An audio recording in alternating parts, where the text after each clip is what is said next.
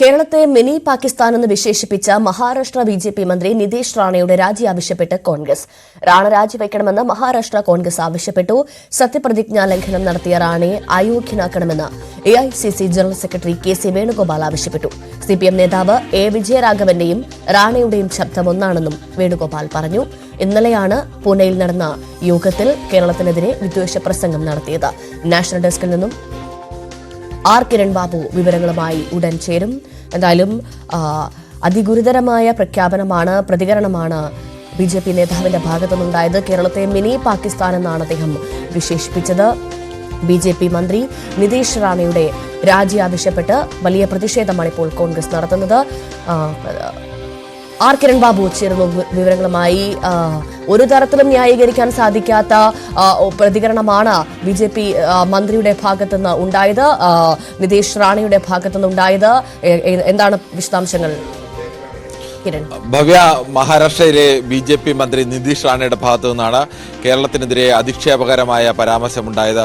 കേരളം ഒരു മിനി പാകിസ്ഥാനാണെന്നും രാഹുൽ ഗാന്ധിയും പ്രിയങ്ക ഗാന്ധിയും കേരളത്തിൽ നിന്ന് ജയിക്കാൻ കാരണം കേരളം മിനി പാകിസ്ഥാൻ ആയതുകൊണ്ടാണെന്നും ഭീകര സംഘടനകളുടെ പിന്തുണയോടുകൂടിയാണ് ഇരുവരും ജയിച്ചതെന്നും 12,000-ഓളം ഹിന്ദു സ്ത്രീകളെ മതപരിവർത്തനത്തിന് പോയ ഹിന്ദു സ്ത്രീകളെ കേരളത്തിലെ സംഘപരിവാർ പ്രവർത്തകർ രക്ഷിച്ച് വീണ്ടും ഹിന്ദുമതത്തിലേക്ക് മടക്കിക്കൊണ്ടുവന്നു എന്നൊക്കെയായിരുന്നു അദ്ദേഹത്തിന്റെ പ്രസ്താവന.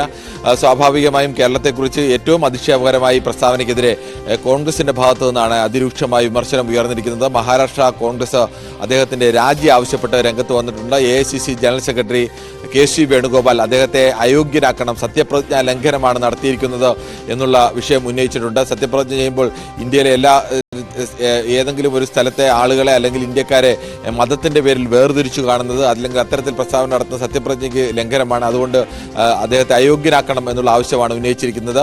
രമേശ് ചെന്നിത്തലയുടെ പ്രസ്താവന, കേരളത്തിൽ എ വിജയരാഘവന്റെ ഭാഗത്തു നിന്നുണ്ടായ പ്രസ്താവനയുടെ ചുവട് പിടിച്ചാണ് എ വിജയരാഘവൻ രാഹുൽ ഗാന്ധിയുടെയും പ്രിയങ്ക ഗാന്ധിയുടെയും വിജയത്തിന് പിന്നിൽ മതമൗലികവാദ സംഘടനകളുടെ പിന്തുണയുണ്ട്, അല്ലെങ്കിൽ അവരുടെ കൂടി പിന്തുണയോടുകൂടിയാണ് വിജയിച്ചത് എന്നുള്ള ആക്ഷേപം ഉന്നയിച്ചിരുന്നു. ഈ ആക്ഷേപത്തിന് അതിന്റെ ചുവട് പിടിച്ചാണ് ബിജെപി രണ്ടുപേർക്കും ഒരേ ശബ്ദമാണ് എന്നതുകൂടി എ വിജയരാഘവന്റെ പ്രസ്താവനയും നിതീഷ് റാണയുടെ പ്രസ്താവനയ്ക്കും ഒരേ ശബ്ദമാണ് എന്നതുകൂടി രമേശ് ചെന്നിത്തല ആക്ഷേപിക്കുന്നു. എന്തായാലും ഈ വിവാദം കൊടുമ്പിരി കൊള്ളുകയും വലിയ രീതിയിൽ പ്രതിഷേധം ഉയരുകയും ചെയ്ത സാഹചര്യത്തിൽ നിതീഷ് റാണ തന്നെ പ്രസ്താവന തിരുത്തിയെന്ന് പറയാൻ കഴിയില്ല. ന്യായീകരണവുമായി അദ്ദേഹം രംഗത്ത് വന്നിട്ടുണ്ട്.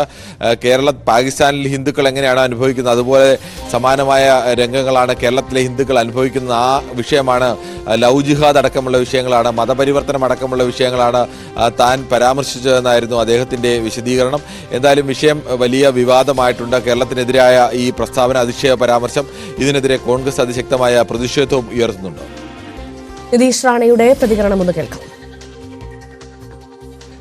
मिनी पाकिस्तानच आहे केरळ, म्हणूनच तो राहुल गांधी तिथे निवडून आता त्यांची बहीण निवडून येते. सगळे अतिरेकीच त्याला मतदान करतात. खरंच आहे, विचारा. ते काय अतिरेकींना धरूनच हे लोक खासदार झालेले आहेत. म्हणून आपल्याला सांगतो, हे कार्यक्रमाचं जसं आमंत्रण